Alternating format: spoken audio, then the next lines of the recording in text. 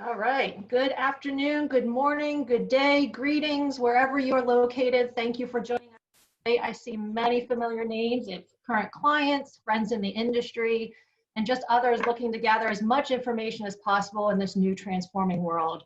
I'm Heather Seaschultz, Director of TMG Meeting and Event Management, and I'm hoping you will walk away with some new ideas from our experience as we move into virtual events.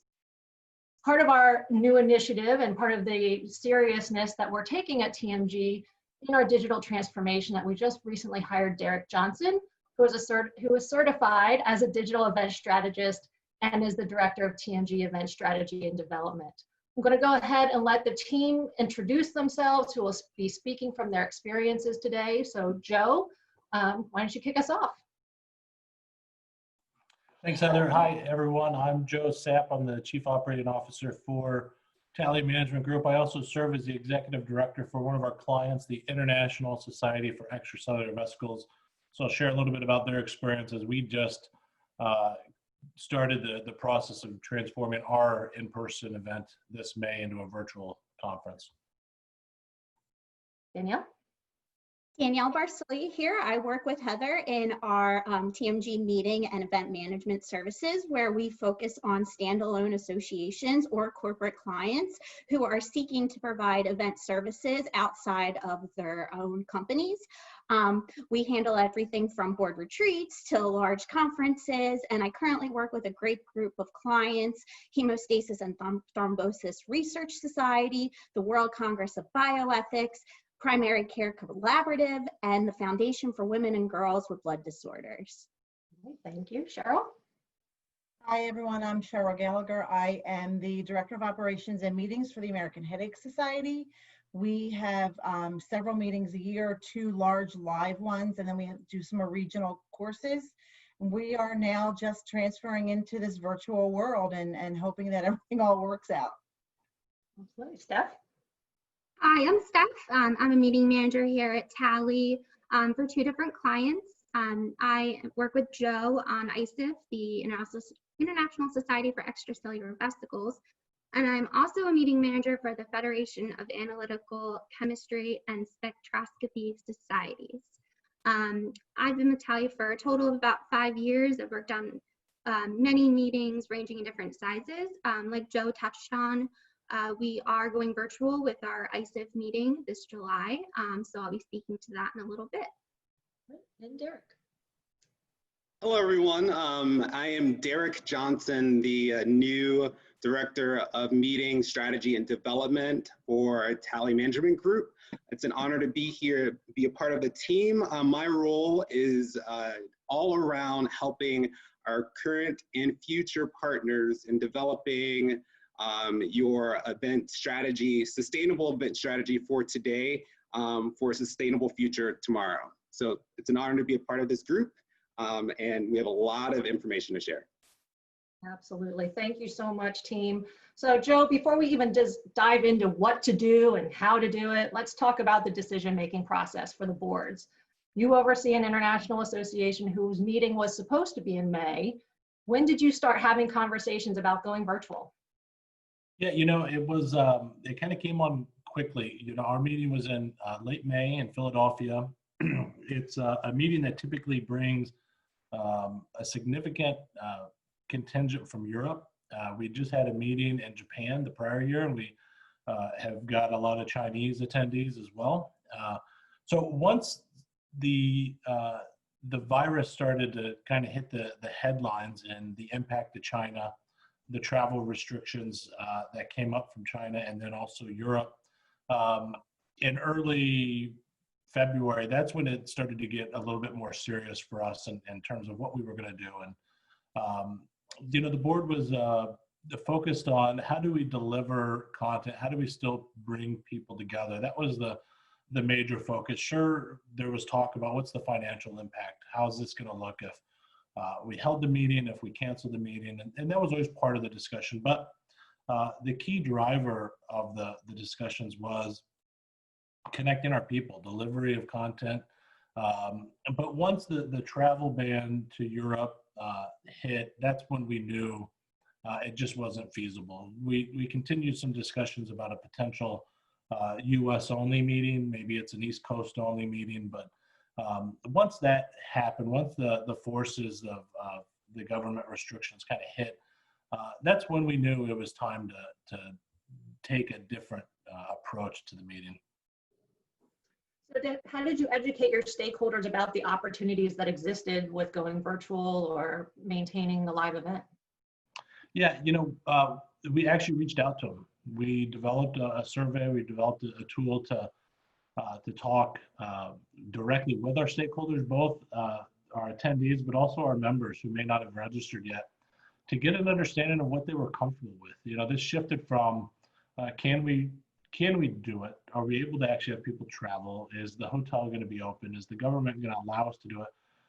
Versus, do people feel safe doing this? We have a mix of scientists, but we also have some frontline MDs that were attending the meeting, and just understanding if they were comfortable with it. So we directly asked them, what would you like to see? Would you be comfortable with a virtual meeting? Would you rather we look at pushing this into the fall, even if that means uncertainty? And there was a mixed bag of responses, but it gave us enough insight into what they valued, what mattered most to them, and that gave the board all they needed to move it forward.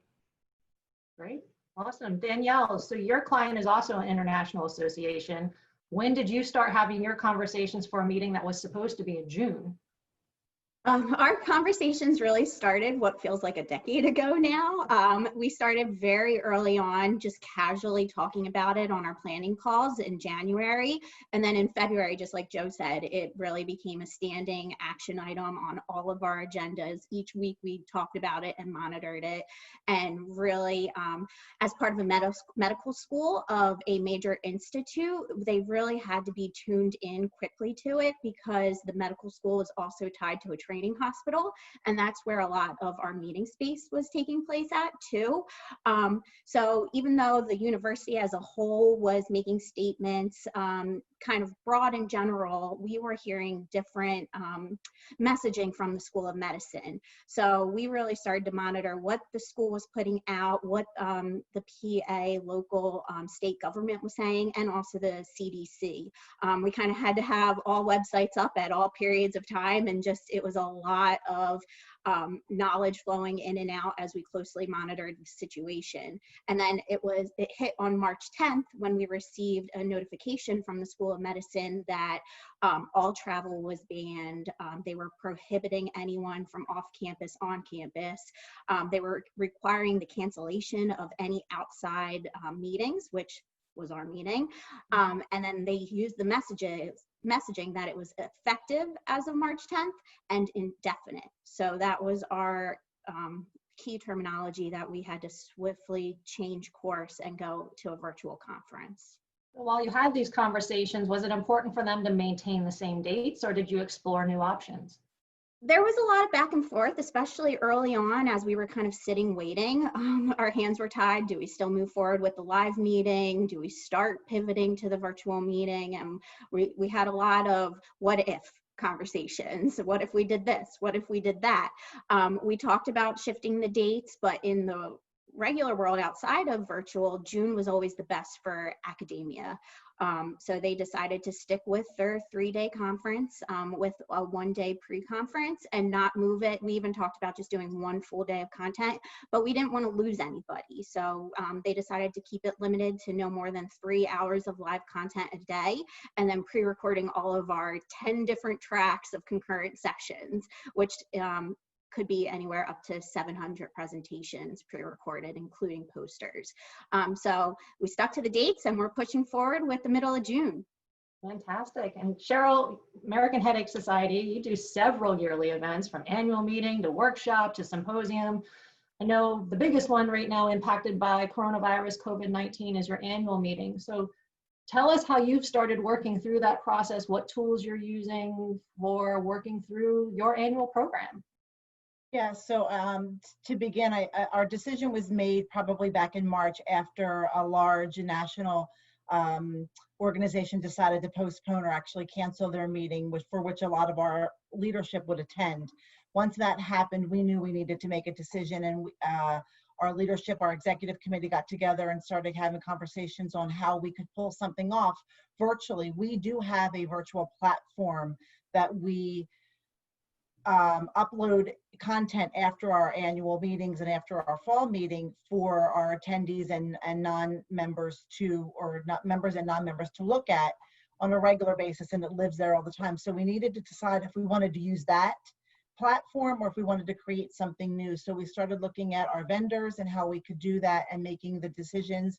A task force was formed as a subcommittee of our annual scientific planning committee to figure out what content from the meeting we could easily translate to virtual. Once that was decided, things just started falling into place. We figured out our vendor, we looked at our content. We've got some new content because of the COVID-19 pandemic that is being presented and how it affects people with headache and migraine. So it's been a swift move, but I think we're on a good track, and our leadership has an overwhelming desire to keep it simple. It's our first time moving into this virtual platform, and we don't want to bite off more than we can chew. So we're trying to keep it as simple as possible, not make it overwhelming. Our meeting is normally 3 days with pre-conferences. So we're cutting up some of the content and offering it virtually, and we're doing pre-recorded. We may do live Q&A. That seems to be important to our leadership. So we're going to try that out at least with one session, but most of it's going to be pre-recorded. We have a lot of abstracts that are going to be presented, virtual platforms or virtual posters. Are you doing, is it accredited? Are you offering CME credits? AHS is self-accredited, so we will be offering CME credit. It's unfortunate that attendees will not be receiving the amount of credit they would get if we were having a live meeting. So they're going to get a portion of it. We're trying to decide what we want to do, if we're going to have posters credited, because there's a whole other review system that has to happen for that. And we are, we have a lot of posters. So they will be getting some credit, just not all of what they would have received if they were live in person. Gotcha. Steph, I know you work on the same client as Joe, and while he discussed the decision-making process, how did you engage with your existing partners to come up with the right tools as you went into a virtual annual program? Yeah, so going into it, we knew we couldn't use, Zoom or GoToMeeting. We have about 1,000 attendees. So we knew we needed a program that was going to be sustainable. At the time, we were working with our AV company on some on-site tasks and just getting all of that moving. We were also working with Cadmium CD. Some of you might be familiar with them. They're an abstract exhibitor speaker management site. They also host our app. So we were looking at the options with both. Ultimately, we decided to go with Cadmium for streaming live content. They already house all of our speakers and our abstracts. They're coming up with some new software for live streaming and making the live changes to their functionalities. They also have the ability to record and upload presentations, which Cheryl was actually touching on earlier. Everything is in one place, so that's great for all of your attendees. They have one place they can go to see everything, whether that's live stream or on demand. The prices are very reasonable. Like I said, they're constantly improving their systems to better virtual meetings. They know that it's such a demand right now. So it's been great to work with the sales contacts there and our project managers. They understand our needs, and as each day goes on, it gets a little bit easier to work on these systems. A couple of other systems that we used before that we're implementing for our virtual meeting are just SurveyMonkey and Woohoo, just getting those simple forms out just to keep us organized. So we're using them for our moderators. They'll typically judge our posters and oral presentations at an in-person meeting by paper form. So this year it'll be nice because we'll give our moderators some extra time to get into the app, and they can send us the scoring for the poster and oral presentation awards. We also sent out a survey to all of our attendees to ask if they need a partial refund, a full refund, if they'd like to make a donation. That way it just kept it organized for us. We had over 500 people registered as of early March, so we needed a way to keep all of that information in one place and to not get multiple emails, of course. And we use YM, Your Membership, for our registration and our website. So we have had to update our website multiple times just with FAQs. We've linked to our WUFU account so that it's easy for our attendees to find where they can ask for their refund. And then we did create a new registration platform for just our virtual meeting to make it easy for people to register right away. So Derek, as a digital event strategist, we're listening to our decision-making process for several of our clients. What have you helped walk other clients through, or what have you experienced in the decision-making as you've discussed virtual events or digital space with others? Yeah, definitely. So within this environment, and I've been kind of taking a tab of the chat menu also, a lot of it is reactive right now. People are reacting to a need fulfilled by their meetings being canceled. So what I've been having conversations with leaders around is the ultimate direction in which their organization would like to drive their digital events as they relate to the overall mission and vision of their association. Because digital events is not going away. It's not just going to be something that we use now. We are seeing that it's going to be a long-term thing. So as planners and leaders are looking to implement the digital strategies today to fulfill the voids of their canceled meetings, we also need to look at ultimately the directions in which they would like their organizations to go in the future. And this event, the first event, is going to be kind of that step in that direction. So as we look at their digital events moving forward, it's not looking at a face-to-face experience and trying to apply it to the digital world. It's looking at the applications of the digital environment and what can be accomplished in that space around the objectives of whatever meeting or event that you're trying to orchestrate. Great points all around for sure. So to the meeting managers, before transitioning to virtual events, you are already selling exhibits and sponsorships for your in-person meetings, which were supposed to occur in May and June respectively. Danielle, I'll start with you. Have you seen an impact so far with your sponsors moving to a virtual program? This was a big fear of the planning committee. What are we going to do? What happens if we lose sponsorship? What happens if we lose revenue?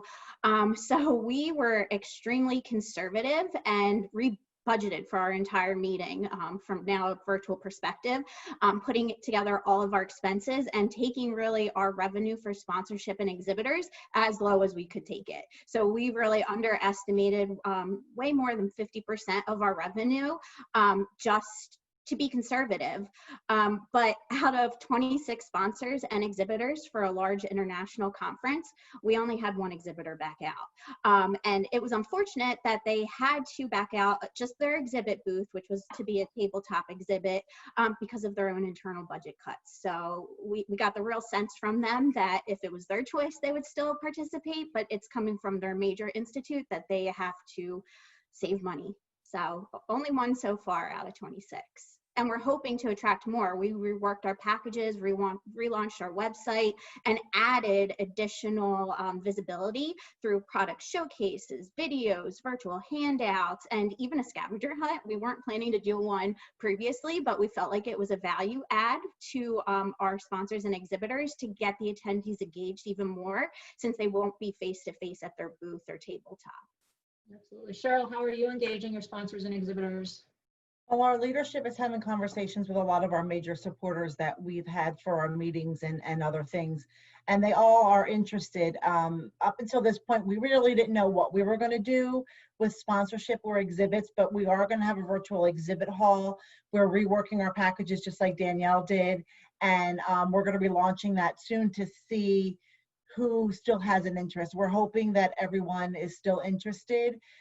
You know, reworking the packages is the biggest thing for these sponsors. We have to put something in front of them so that they can make a decision. So we're crossing our fingers and hopeful that we'll still have them when we come time to launch. Great. Steph? So ISIF is going through something very similar as Cheryl. Kind of behind the scenes, we're figuring out where our exhibitors and sponsors can fit in our app because they are very curious about what that will actually look like. So we have been working on that. ISIF has kept a little bit less than half of their exhibitors so far. I believe we're still waiting to hear back from about 14 of them. We just notified them a week or two ago. So we're still kind of in the early stages of that process.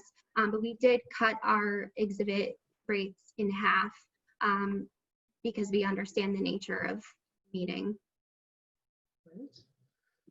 Okay, so Hey, as you, Heather, if you yeah. don't mind, around ISIF, a few points I'll make on sponsors and exhibitors. You know, we expected to keep about half of our sponsors, and so far that's held true, and it's been mostly our higher level sponsors and exhibitors. And, you know, I had a conversation with one of our top level sponsors yesterday, and, you know, they're just as confused by what's going on and what all this means. When we revised our packages and we put some new options in there and put things in there that we thought would be valuable, they were confused on what that meant. What are these things that we're saying they're going to get as part of it? And, you know, it's not a traditional trade show. We can call it that, but they're going to get a profile in the mobile app, and there's a feature where they can have a video call directly with an attendee. And the scavenger hunt means that an attendee has to scan their QR code from each sponsor's profile. But they were just as confused by it. And I took that as we need to communicate more with them and define what the value is of these things that we're offering now.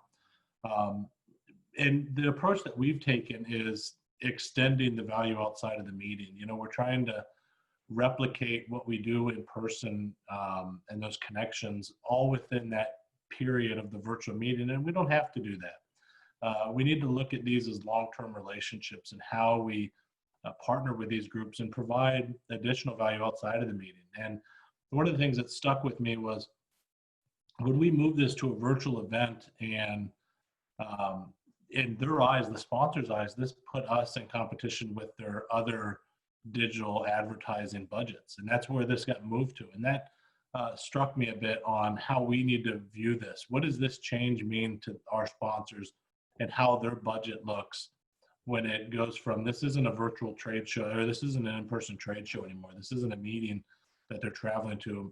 What does that mean to their budget in terms of what else, where could they spend this money? If this is going to be defined as digital marketing, are we in competition with that? Do we need to position what we're offering to give them something comparable in terms of where they might put that money for digital or social marketing? Absolutely. I think it's all about the value proposition. Daniel, I think you wanted to add something. Yes, so I was talking about more of the planning committee perspective, and I just wanted to share too, we were proactive and reached out to our sponsors and exhibitors. We didn't wait for them to contact us about next steps. We were constantly paying our mailing list, keeping them well informed, and also followed up with personal emails to our sponsors because we wanted them to feel the love and feel like they're still involved and plans were in place, even though we couldn't say from early on exactly what was going to be done. We just kind of kept them informed and that something was coming. So we only lost the one exhibitor, but we're now changing the offerings for who was to be our bag sponsor, what value add can we add to them now that we're in a digital setting. So we're actually planning to make them our closed captioning sponsors for anyone who English is not their first language. They can follow along with all the live broadcasts. So we're taking what was originally done and kind of spinning it now for the virtual setting. Derek? Yeah, so I'll just jump in here. There's one thing that comes to mind, and in this digital environment, we think of, we're again applying the live event in a digital world, but really in a digital world, the time and exposure to our partners and sponsors is almost endless. The time that their brand remains in front of people is far surpasses what it would in a face-to-face environment. So as we're looking to extend offers and renegotiate contracts with our partners in the future, that is something to consider. It's the longevity and substance that they're able to then bring to the end user. There's a lot of opportunity out there to monetize the digital world. And a lot of people, I've seen a lot of groups out there being very creative, leveraging augmented reality with virtual exhibit halls and bringing their swag online and online stores and things of that nature. So the opportunities are there. And it's very, very, very important in this time that we leverage our creativity. Absolutely. And I think along with the creativity on monetizing and providing value to our sponsors, we also have to look at it from the side of the registration for our attendees and the value that they want with either if we're charging a fee or if we're not charging a fee. And those are big decisions we have to work through as an association. So I'm going to throw this to Steph first. How did you approach the registration rate as you work through the transition to a virtual event? So it was very difficult. It required a lot of discussion. We also needed to see what we were going to spend in the end and just have a rough idea of what this will actually cost. So the idea of doing it for free, I don't think ever came up. I know that some groups are able to do that. We wanted to still make a little bit of money if we could. So ISIF has a pre-conference workshop every year, and those rates are between $150 to $350 depending on the type. So we decided to actually make our virtual meeting rates the same rate as that one-day workshop. We thought also by pricing it low, maybe it will attract attendees who wouldn't have been able to come to our in-person meeting to maybe come to future meetings if they enjoy the content and if they enjoy the meeting. So we're still making a profit off of it, but we think that they're reasonable rates and not nearly as high as what it might have been for an in-person meeting. Yeah, and you know, Go ahead, Joe, sorry. yeah, I was going to say specific to ISIF, you know, this part of the consideration was, you know, the meeting plays a big part in the society's budget and in terms of how they're going to end their year. And so that was a consideration. They have healthy reserves. It wasn't a situation where since we did get a favorable way out of our in-person hotel contract, we could have a little bit more flexibility with the rates for the virtual event. And the board's decision to go with a reduced rate was, this is an opportunity to engage more people. This is an opportunity to widen out, which it's a growing field. It's not it's a science that is still growing, and the opportunity to engage people in underserved areas was a consideration, and to give back to the group. So that was part of the consideration as well, not just cover costs too. Cheryl, I know you looked at it a little differently with members and non-members for your registration rates. Yeah, leadership really wanted to make a decision to turn this virtual event into a member benefit. All members, you know, we're struggling. Everyone is struggling with reduced work hours and availability of things. So we didn't want to hit them in the pocketbook where it could hurt some people. We have a lot of trainees that come and residents are being affected. So the decision was made to allow our members to access the virtual platform, virtual meeting, complimentary as a member benefit. And then non-members, we're going to charge them a portion of what a membership fee would be, and with the option that they can take that dollar amount and apply it to a first-year membership. So it's like a discounted rate. It was important, you know, we thought that we could also reach a lot of people that we wouldn't normally have at our in-person meeting. So we wanted to make it attractive to them to want and sit for an hour or two and look at the content. Absolutely. And I know, Danielle, with your registration rate, it's tied to receiving a membership. So you couldn't give it away for free, for sure.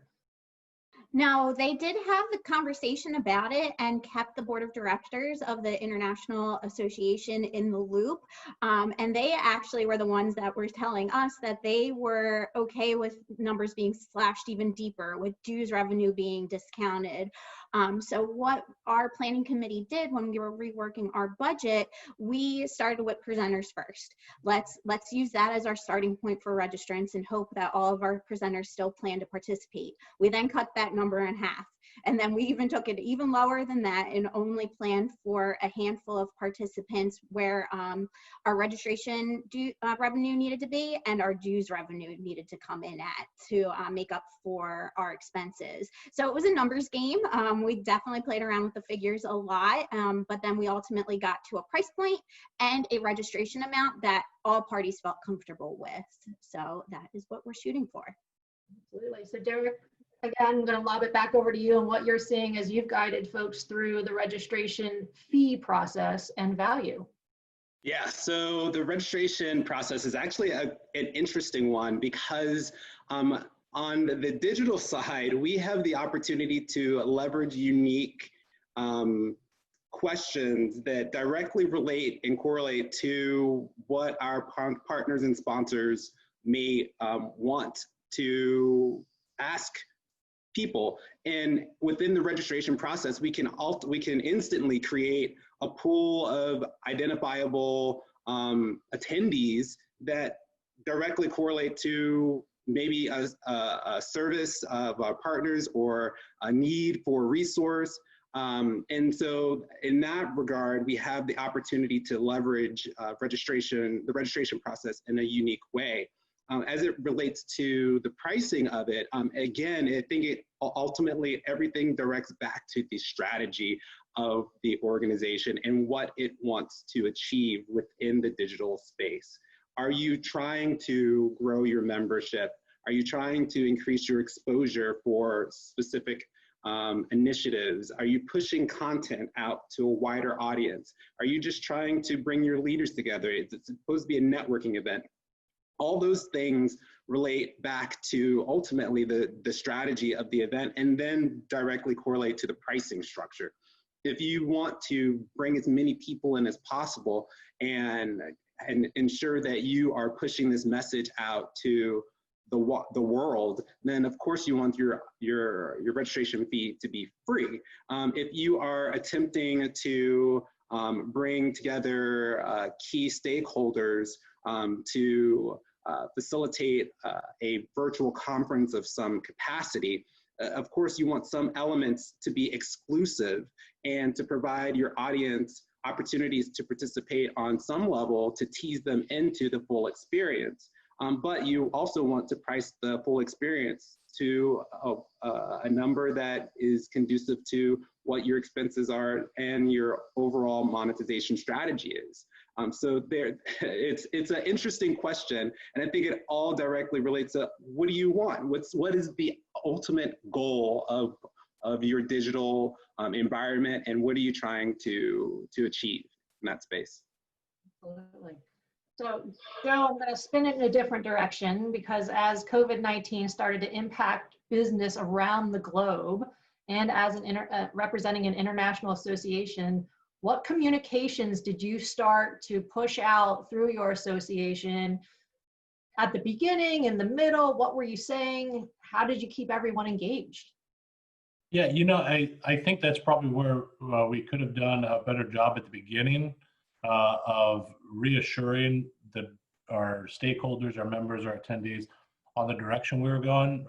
We did finally, I think, get that into a rhythm where even if there's no new news, we still need to be communicating. We need to make sure that they understand the direction that we're going to go. And then once we did start to take decisions, to make sure that we're getting that in front of everyone and how that impacts them. And that's been the key part. And, you know, to be empathetic, to understand that this is a different world. People are facing some different things that they've never seen before. And it meant being communicative. It meant listening to our stakeholders and what they're going through. And that touched on everything from how we're going to deliver the content. You know, it's an international meeting. And are we going to keep the same schedule we have because we're on the East Coast of the US this year, knowing that that's going to be problematic for other people. You know, so staying in communication, that was the biggest piece. and then listening as well. Like I said earlier, we did a survey to try and get some feedback from members, and I think that was important. I let them know that they had a voice in what we were doing, and that was a big piece of it. Any of the meeting managers want to chime in on communications that you pushed out? So us too, just like Joe, we surveyed the membership.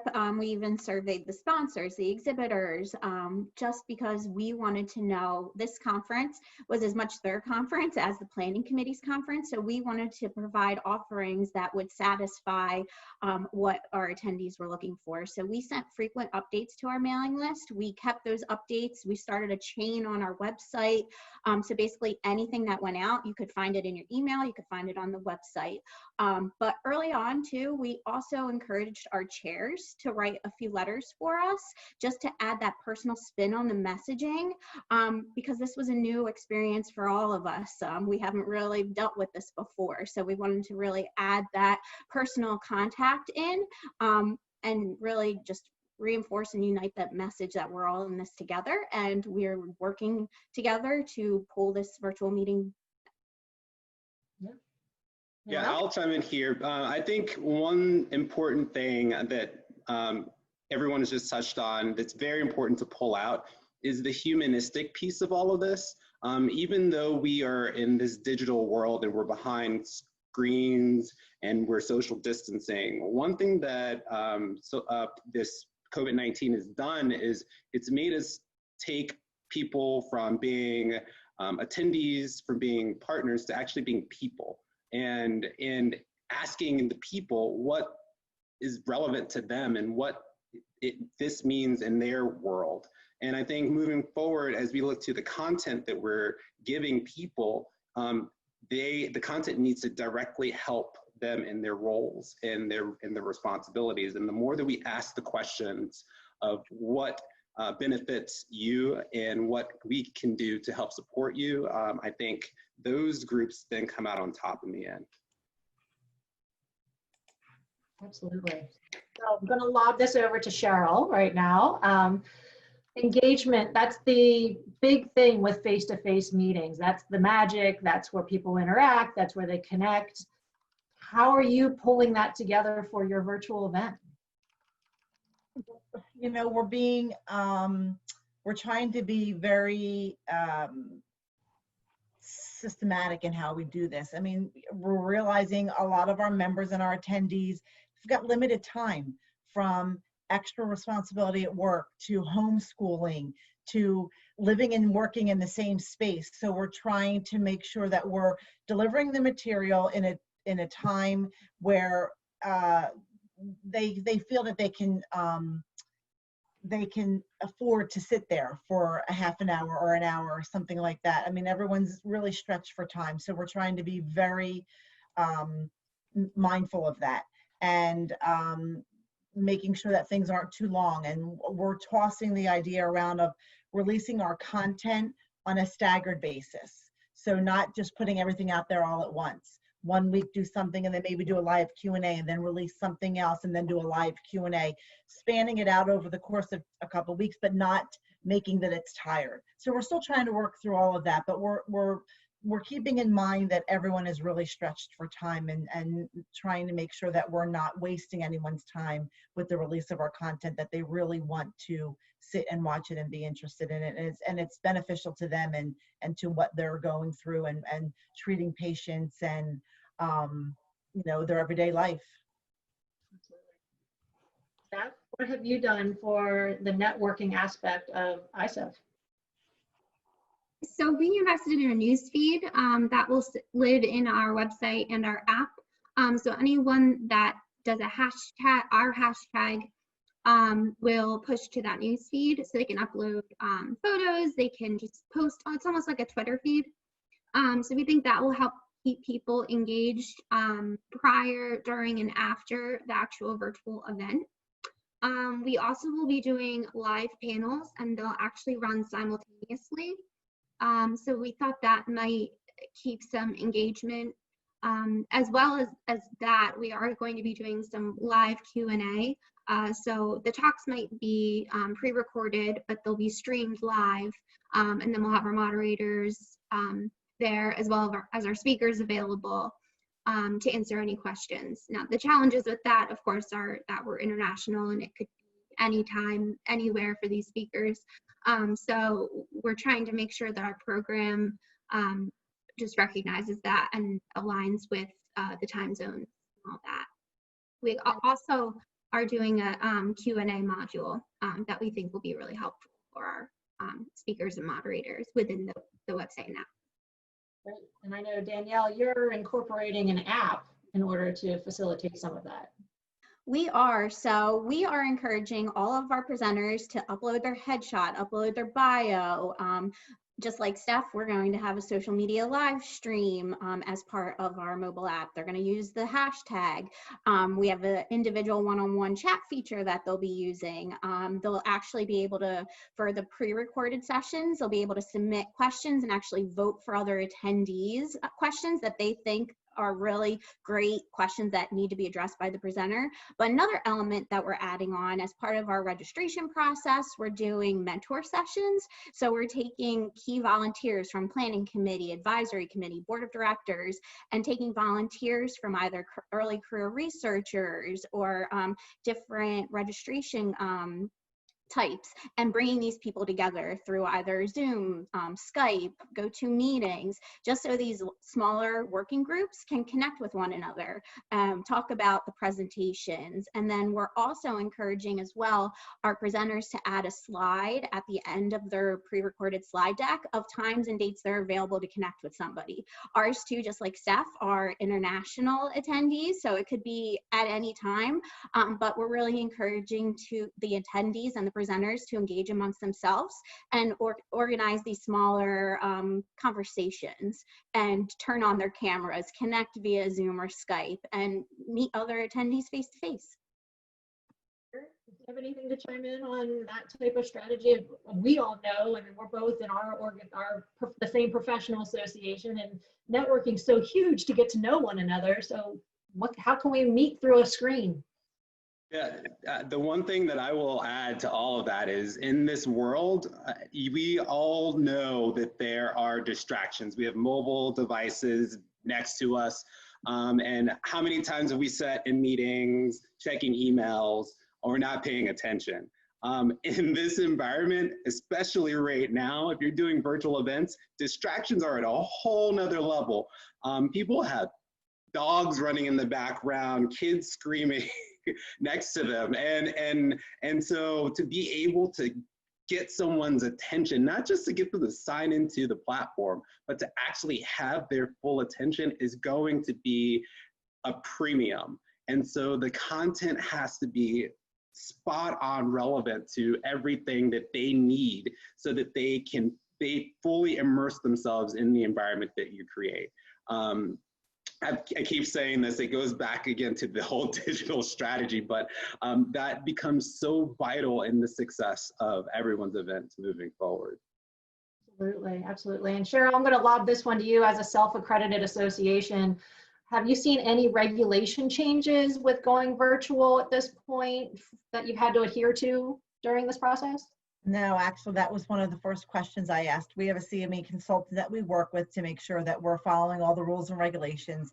And that was the first thing I asked her, how do we need to adjust from an in-person to a virtual? And she said, really, it's basically the same. We do have to follow, the same review and things like that, but it's really an easy transition from live to virtual. There's really no difference. Absolutely. And I'm going to lob this to Danielle only because I know you're doing the live and the recorded. But how did you work through the determination of the length of hours each day that you were going to offer for live, and then how many days the virtual meeting would be? Well, this was a lot of tests, like from our own sitting in on webinars, like what is that point in which, like how Derek mentioned, you start checking your email, you kind of put your screen up and start working on a Word document instead of paying attention. So we also asked our planning committee to participate on other virtual meetings, give us some feedback, let us know what you like, what you don't like. So we decided that everybody has their limit. And we also looked to our vendor, our AV provider, as the expert there. How long is too long? And they've really encouraged us that like 4 hours max is really the limit on how long you should have somebody just sitting watching a screen. Granted, we'll probably lose some people during that span, but that's why we're going to try to break it up and have a plenary live stream, an awards presentation, because we're still giving out awards to our top ranking abstract submitters. And then we'll close with another plenary and then open up for these mentor face-to-face smaller Zoom conversations.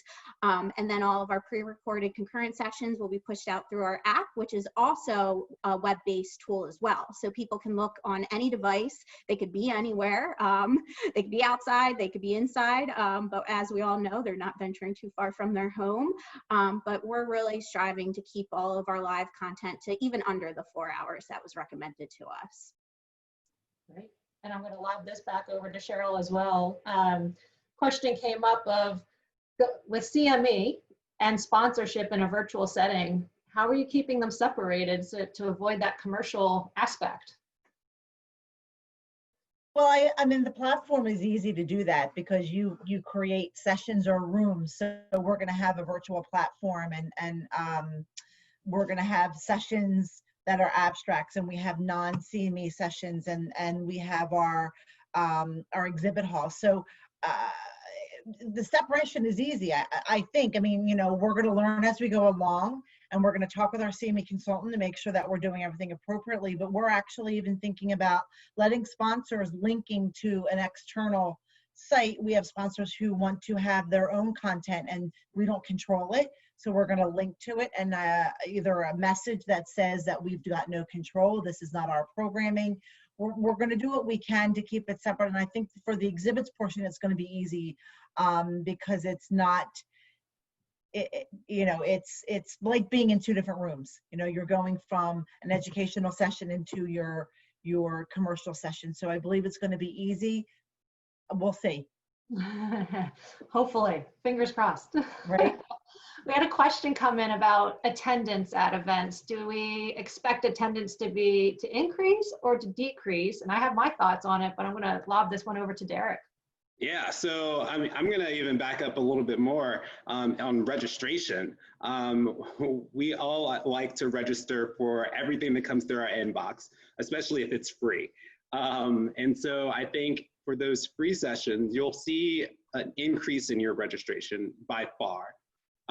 When it comes to attendance, people actually signing on, again, I think you'll see likely an increase in your registration and attendance in your session. However, if the session is not engaging, what you will see is people leaving, just more so than what they would do in an actual meeting room. It's easier for me to click this X in the top of the screen versus getting up out of my seat and leaving a room. So again, as you think of the content and how you're engaging with the attendee throughout the entire experience, you want to make sure that you keep them engaged throughout the whole process, or you'll lose the increased numbers that you then gained by having a digital environment. Great, thank you. I'm going to lob this out to anyone that wants to answer this question, but let's go back to the virtual exhibit hall and how you're offering that to your attendees. What's the software that you're using for it, and how are you putting on that virtual exhibition? Cheryl, I saw you go off mute, so I'm going to throw it to you first. Yeah, so we're making our virtual exhibit booth as part of our sponsorship package.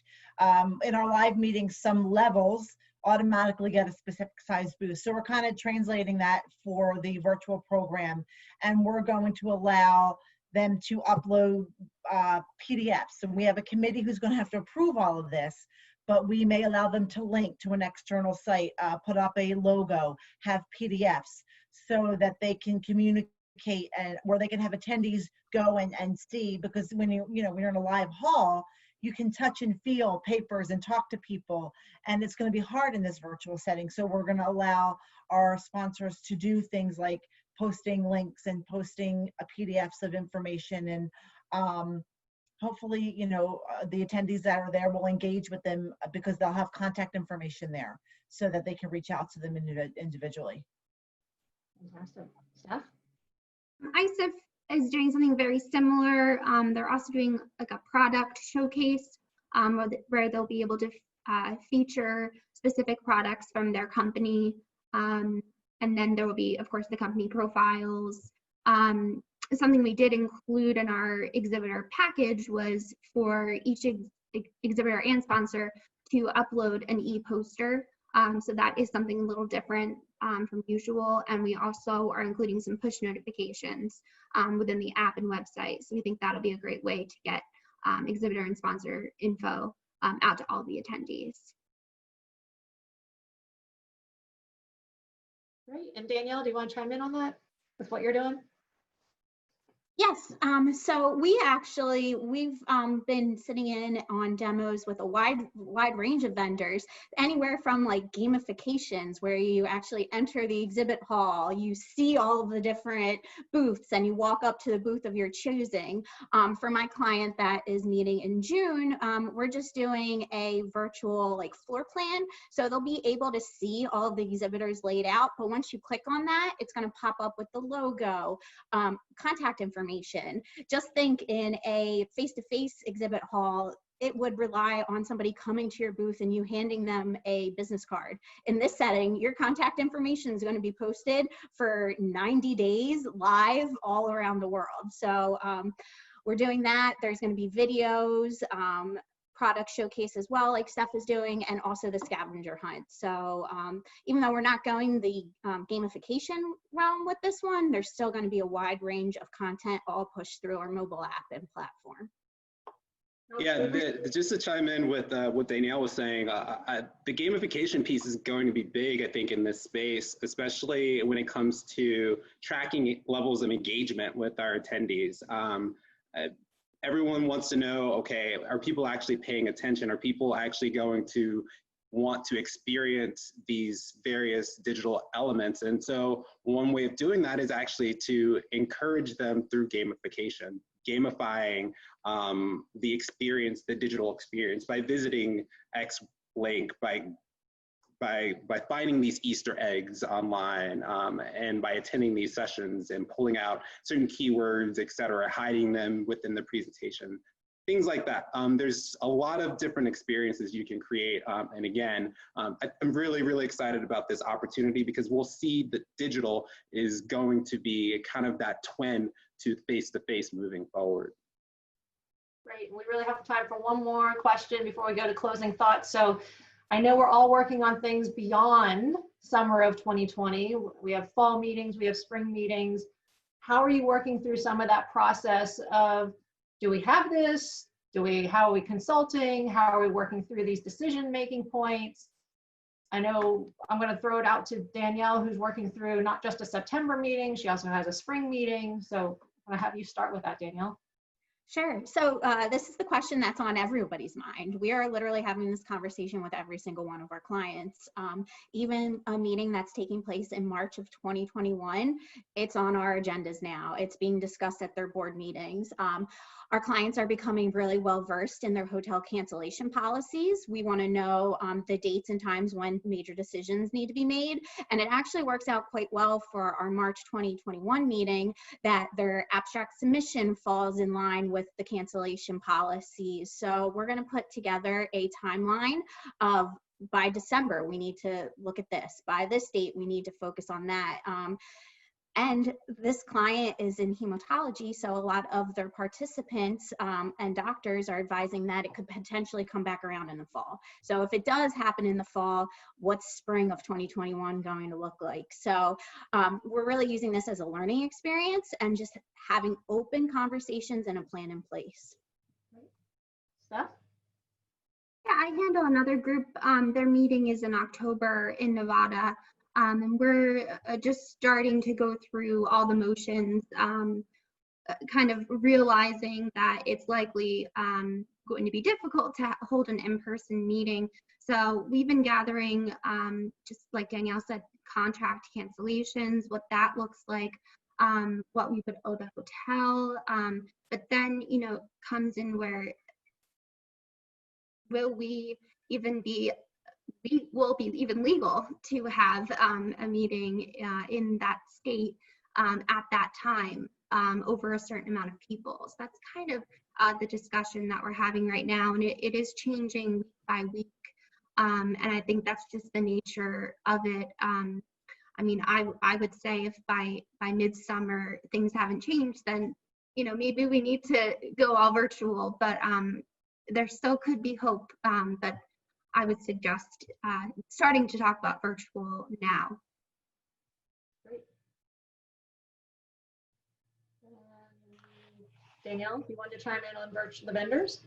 Yes. So another point too, not just having these future conversations with our clients, but we're actually our AV team that we're engaging. We're having the conversation. What is the pricing going to be for the live meeting? What is live versus hybrid combination going to look like? And then ultimately also, what's our virtual plan? So we're having these conversations right up front so we can quickly and efficiently put steps into action.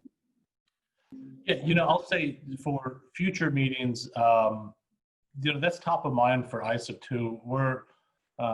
We originally thought about pushing this meeting back. We also thought about having a second meeting. We've had a second meeting this past year, and we were talking about, are we going to do it again? And, it's a discussion that I think is going to get more complicated as we look at the impact in specific areas. I think we're all seeing that this is a 50-state strategy in the US, and within that, it's a county by county strategy on how it's going to reopen, how certain events can happen in certain areas. So it's going to be, I think, a bit hectic as we go through the year and trying to understand, where is our meeting? How many people is it going to be? For ISIP, our 21 meeting is in May, and it's in France. And, at some point, we're going to switch gears to start planning that. But what else can we do this year? It's not just the fact that we've replicated our annual meeting to a virtual meeting. And I think Derek can jump in on this. Now we're talking about what is our total strategy on digital events. It's going to go farther than just, are we going to do another virtual event? What's the ongoing engagement through this going to look like as things change and as there's more uncertainty through the rest of the year and early 21? Yeah, because face-to-face events aren't going anywhere, and large-scale events will return. But in tandem, you're going to have people who don't want to travel. You're going to have people who feel more comfortable in a digital environment. There are layoffs that are happening everywhere. Associations are going to enter this, and corporations and groups are going to enter this environment that's completely different than the one that we left months ago. And so as we look forward, it's very important to understand that the environment in which the professional world in which we are going to step out into will be an evolved one that is encompassing shared value, encompassing of a live experience and a digital experience. And we're going to have to basically take toys out of the toy chest and provide multiple experiences underneath one event umbrella. And that's a different mindset than what we are used to as business event strategists. We're used to planning one type of an event and having people come to it. Now this event that we plan has to have multiple channels into it for multiple levels of engagement in different forms.